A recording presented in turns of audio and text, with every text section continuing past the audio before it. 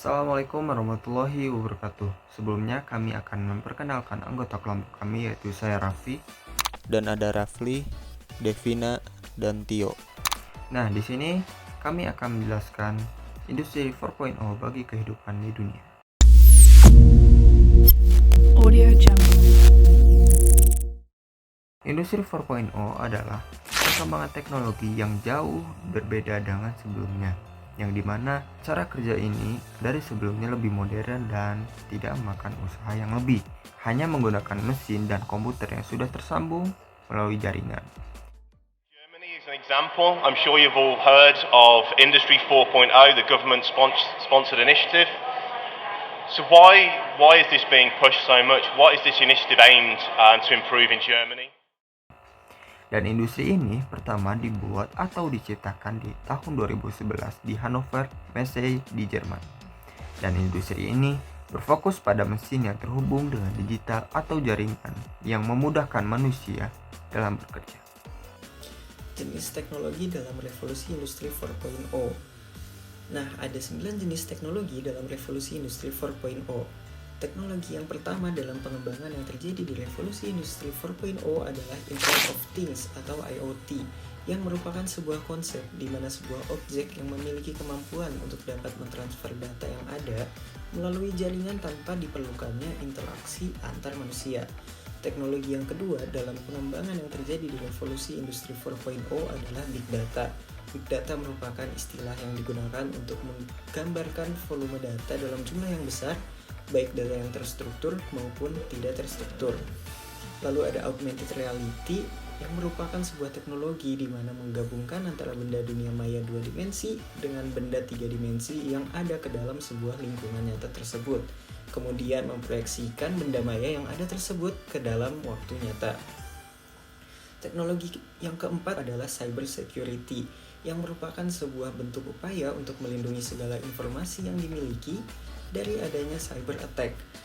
Teknologi yang kelima dalam pengembangan yang terjadi di revolusi industri 4.0 adalah Artificial Intelligence atau yang biasa disebut dengan AI. AI sendiri merupakan sebuah bentuk teknologi komputer maupun sebuah mesin yang memiliki kecerdasan layaknya seorang manusia. Teknologi yang keenam dalam pengembangan yang terjadi di revolusi industri 4.0 adalah Additive Manufacturing, yang merupakan sebuah terobosan baru yang ada di bidang industri manufaktur dan sering dikenal menggunakan printer 3D. Teknologi yang ketujuh dalam pengembangan yang terjadi di revolusi industri 4.0 adalah simulation, yang merupakan bentuk perwakilan dari operasi waktu ke waktu.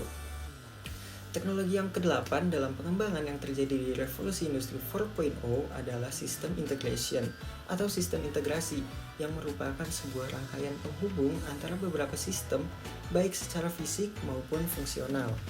Teknologi yang terakhir atau yang kesembilan dalam pengembangan yang terjadi di revolusi industri 4.0 adalah cloud computing, yang merupakan sebuah teknologi yang menjadikan internet saat ini sebagai pusat pengelolaan data atau aplikasi. Saya akan menyebutkan beberapa contoh hasil teknologi revolusi 4.0 yang bisa kita gunakan dalam kehidupan sehari-hari.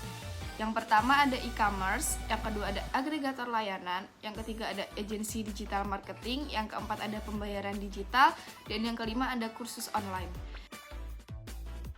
Untuk dampak positif dan negatifnya, dampak positif yang dihasilkan dari revolusi 4.0 adalah dengan adanya revolusi 4.0 ini yang menggunakan digital atau jaringan dengan cara menyambungkan jaringan ke mesin, dan hasilnya pun berjalan dengan lancar.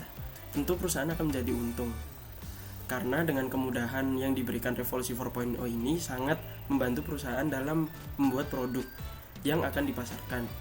Nah, selain untuk perusahaan, dampak positif ini juga dapat dirasakan oleh masyarakat umum, yaitu memudahkan segala pekerjaan mereka. Nah, lalu ada dampak negatifnya juga nih. Dampak negatifnya itu bagi kehidupan manusia adalah semakin kecil lapangan pekerjaan yang membutuhkan tenaga manusia, lalu membuat jumlah pengangguran itu semakin tambah banyak. Kesimpulan yang dapat kita ambil adalah dengan adanya perubahan 4.0, kita dapat memanfaatkan perubahan tersebut dengan bijak dan tidak berlebihan dalam penggunaannya. Karena selain dampak positif yang dapat kita ambil, masih ada dampak negatif yang dapat merugikan orang lain. Terima kasih.